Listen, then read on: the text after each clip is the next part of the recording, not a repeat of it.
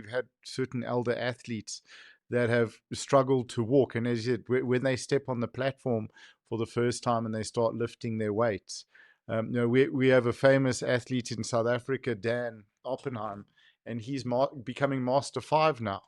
And Gosh. he's been lifting for decades, and it's to watch him lift the weights he does is incredible. And then you have to help him onto the podium, but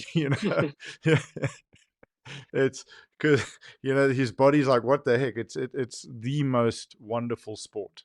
I'd I love think to know. Oh, sorry, yeah, go ahead. yeah, just to add on that, I think it's probably one of the very, very few sports I've ever been involved in when I've seen people who are over the age of 80 still actively competing at a competitive level. Yeah, And you'd think that, putting a heavy weight on your back would not be the sport where you see that. But yeah. because, like I said, you do have that level of control, and if you've been taught proper technique, then Mm, there's no reason why you can't keep doing that, that's at it. the age of Yeah. 80, at the age of 90. Yeah.